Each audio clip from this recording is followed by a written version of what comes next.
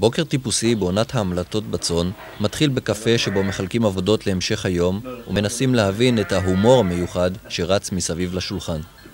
גם מי שעדיין לא ממש ערני יחוש בקשר המיוחד בין אדם לבהמה. גוגל מוגל, המרימן הוותיק, משתתף קבוע בתדריך. כנראה שהכלב הוא באמת ידידו הנאמן של האדם. התחושה החזקה ביותר בצאן היא של עבודת צוות מיומן שבו כל אחד יודע בדיוק מה הוא עושה. אין ענף כמוהו לחנך ילדים לעבודה קשה, להבנת ערכו של דלי תערובת ומחירו של קילו בשר. בזמן שתמיר גומר להכניס את המלטות הלילה, מיכה מלמד תלאים חדשים לינוק, ואלעד מוציא תליות למראה.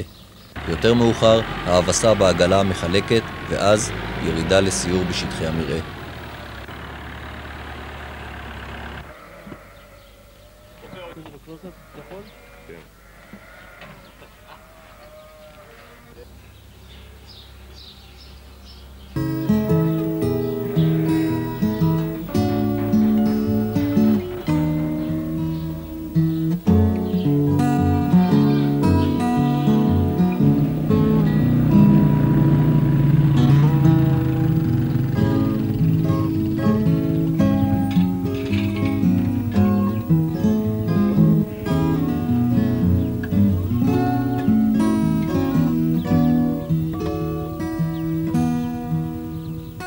זה שטח שנקרא ואדי אחד, שטח ראשון מתוך שרשרת של 4 שטחים בוואדי ראש פינה, שהיה פעם שייך לכפר הנשיא, ומייקל דוארי ז"ל נתן אותו לטובה תמורת שטח שנקרא חור טובה, שהפך כידוע מאבדים אותו כיום. יש בעיה רצינית של פרות שעוברות משטח ואדי 1 לוואדי 2, פורסות את הגדר וגורמות לנו להרבה ריצות ותיקונים מיותרים. כשיש זמן, יורדים למטה כמה חבר'ה ומעיפים אותם חזרה מעבר לגדר, משתדלים לתקן את הגדר. אבל זה בעיה, מכיוון שאתה בדרך כלל לחוץ, פתאום אתה רואה פרות בשטח, אין לך את כל הזמן שבעולם. אז יש גם אפשרות שאנחנו הולכים לכפר עצמו, לאיש עצמו, אומרים לו תחזיר את הפרות שלך, ואז הוא תמיד נורא מתנצל יענו, ועושה כאילו שהוא באמת לא ידע מהקטע, ושולח את החבר'ה שלו ומחזיר אותם, ולמחרת יום חדש הוא שוכח מהשיחה והפרות חוזרות. ואז יש כמובן אפשרות של משטרה, פעם אחת עשינו את זה, עבד נהדר.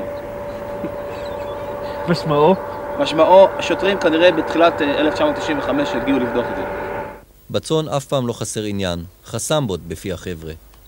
הוואי מיוחד שטבוי בקשר שבין אדם ועבודה ואדם בטבע. במקרה של כפר הנשיא הוא גם קשור למקומנו בשכנות הבעייתית עם טובה.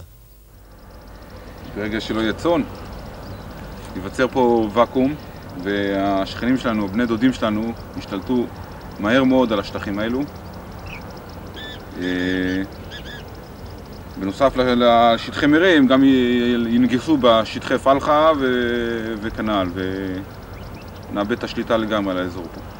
מבחינת גנבות, הכבשים יש בעיה במרעה של תמותה גבוהה, ואחוז הגנבות לעומת התמותה הוא עדיין נמוך. זאת אומרת, הבעיה היא עדיין בכל זאת שלנו בתמותה. מבחינת התלאים בתוך הדיר, הרי שבשנת 90 נגנבו 60 ומשהו תלאים, על כל שנת 90, 1990, ו-1991 נורא שמחנו, נגנבו רק בסביבות 25 תלאים. אבל אין דבר יותר מעצבן מאשר לדעת שנכנסו לך בדואים לתוך המרעה, אני אומר, לתוך הדיר, וגונבים לך ממש מתחת לאף. בזמן האחרון יש הטועים גם אם יש מי שצריך את כל הכאב ראש שקשור עם הענף. הנתונים סבירים בהחלט, זה צוות טוב, הרבה ידע אצלנו, אבל אני פוחד שאנחנו מתחרים עם המושבניק שהוא הרבה יותר יעיל מבחינת כלכלי. איש אחד גר עם חיים 200-300 ראש, דואג לכם. אני לא בטוח שזה אנחנו מתאים לקיבוץ. ההיסטוריה של הצאן בשש שנים האחרונות היו בערך של 86, 87, 88 היו שנים טובות מאוד, כאשר 88 בכל זאת הייתה קצת פחות טובה מ-86 ו-7, אבל עדיין טובה מאוד. ב-89 הייתה נפילה גדולה, ב-90 שוב חזרה לכיוון האיזון, עם קילו ממש, ב-91 שוב קצת פחות מאיזון, בערך 40,000 מינוס, 92 בינתיים מחירים טובים מאוד, מקווים לטוב. אבל לא רק ההיבט הכלכלי משחק בצאן.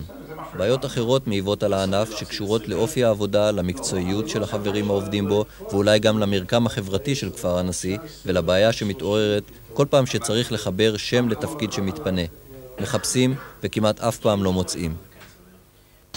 בדיוק, אני לא יודע, אבל עשי לי איזה ג'וב במפעל. כל היום כתוב אנחנו מפסידים. זה נותן לך הרגשה שנוכל חשב בכלל לעבוד. אני עוזב את הצאן מכיוון שאני מרגיש שמגיע השלב שבו אתה צריך לדעת תחומים נוספים, להתפתח מבחינה שכלית. יש פער כלשהו שנוצר לדעתי ביני לבין רבים מבני גילי בכל הנושאים שהם מעבר למחיצה, חבלים ומסמרים. אני מחפשת לתמיר מחליף, מיכה ביקש לצאת מהצאן כי הוא מסיבות אישיות רוצה לעבור לענף אחר. עברתי כמעט את כל האנשים שיש לנו. אין לי היום שם להחליף לא את מיכה ולא את תמיר בצאן. בעיות אחרות של העדר הן מקצועיות. לפני 3 שנים העדר מנה קרוב ל-1,600 ראש, כיום הוא עומד על 650 ראש והגיל הממוצע לכבשה גבוה מאוד. התומך הנלהב ביותר של הענף כיום הוא הווטרינר בני שריר.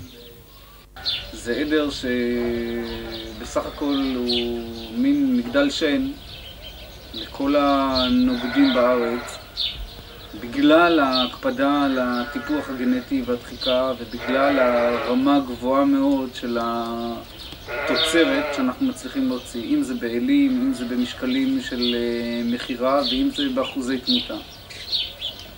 עכשיו, במיוחד מדובר בעדר שהוא חצי אקסטנסיבי, זה עדר שנמצא כאן על גאון הירדן במרעה, לא בתנאים הכי אופטימליים, והתוצאות הן תוצאות מצוינות.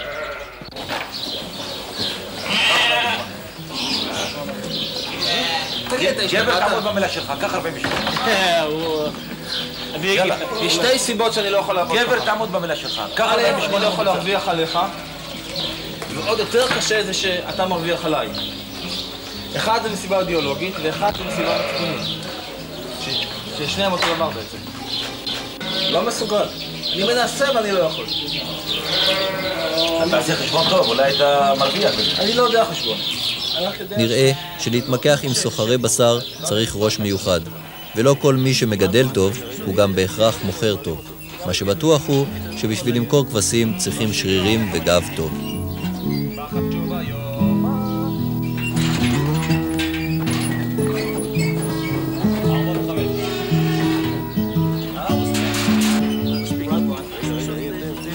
יש בצאן את הכל, מתח ועניין, חיים ומוות, עבודה קשה וסיפוק בצד אכזבות ומפח רוח. כפר הנשיא צריכה להחליט מהר ובלי רגש, האם הענף צריך להתחסל או שצריכה לעשות דחיפה של משאבים כלכליים ומשאבי אנוש על מנת להחזירו למצב שלא יהיה עוד אבן רחיים על צוואר הקיבוץ.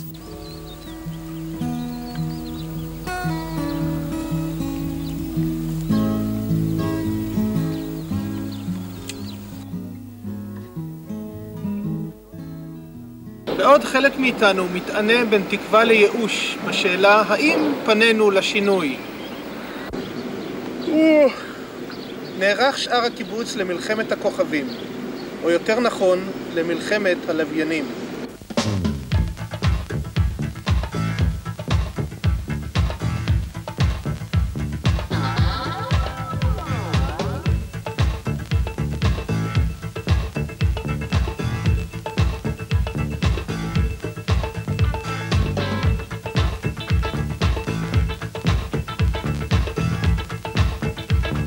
אני רוצה את ה-BBC בחזרה. אני מוכן לבטל על CNN, זה לא מפריע לי באופן מיוחד. MTV! MTV! MTV! אנחנו רוצים מוזיקה וספורט, והרבה ספורט. תוך יום מהופעתה של צלחת הסטאר בקיבוצנו, הופיעה עצומה מרובת שמות שדרשה את החזרת ה-BBC למסכנו. טכנאי גילטק, החברה הקבלנית, שמשנים את זווית הצלחת, כבר רגילים לשיגיונות של ציבור לקוחותיהם. האמת, אתם היחידים בינתיים ששיניתם את הכיוון של הצלחת. כל מי שלקח בהתחלה, מה שלקחו ערוץ 2, סופר צ'אנל, משגבה, בינתיים כולם נשארו על אותו כיוון. ספורט, וערוץ שני וערוץ ראשון. ינוק. Would you please give the court your name? What? Give you my name? What am I going to use then?